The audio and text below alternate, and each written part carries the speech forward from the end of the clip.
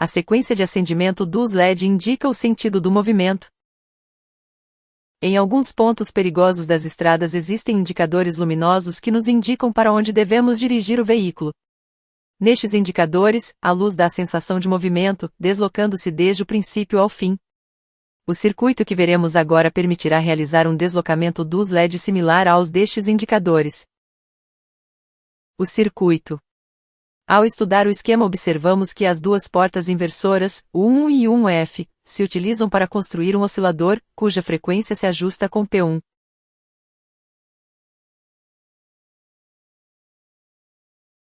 A saída deste oscilador se utiliza como sinal de relógio de um contador 4017 do que se utilizam só as saídas Q0 a Q3, de forma que Q4 se conecta diretamente ao reset, terminal 15, para que, ao colocar-se ativo, reinicie o contador e de novo comece a conta em Q0. As saídas ativas, Q0, Q1, Q2 e Q3, atacam a 4 monoastáveis com um tempo de uns centos de milissegundos. Este tempo é suficiente para atacar o transistor pela sua base e produzir um brilho nos diodos LED colocados em série no coletor. O brilho é muito luminoso devido a que a resistência limitadora de corrente é pequena, permitindo uma corrente muito elevada, para o que é um LED, mas de curtíssima duração. Funcionamento.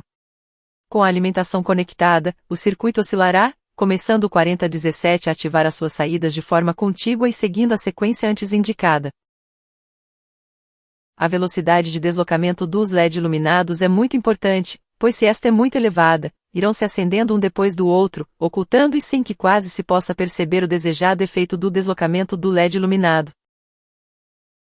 Para que isso aconteça, deve-se ajustar P1 de forma que o período do sinal do oscilador seja maior que o tempo do monoastável.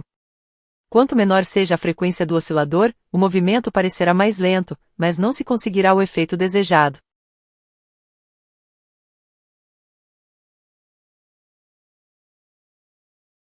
Colocação em funcionamento. Independentemente da posição do cursor de P1, o circuito deve funcionar ao conectar a alimentação. Se não for assim, devem ser comprovados os componentes que têm polaridade, C2, LED, transistores Q1, Q4 e a alimentação dos dois circuitos integrados.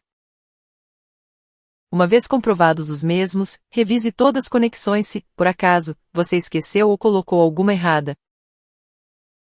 Experimento. Para ver o efeito dos circuitos monoastáveis colocados nas saídas do contador, Q0, Q3, é interessante mudar algumas das resistências colocadas em torno a alguns dos capacitores C3, C4, C5 ou C6.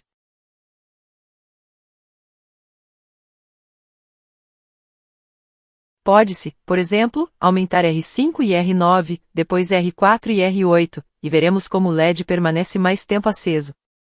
Se diminuirmos os seus valores também diminuirá o tempo de acendimento. Também pode-se mudar a luminosidade dos LED, para o qual basta reduzir o valor das resistências de base dos transistores ou das resistências de coletor. É preciso fazer esta operação reduzindo um pouco os valores, já que se aumentarmos o tempo do pulso, como a corrente é elevada, podem destruir-se os diodos LED e inclusive o próprio transistor.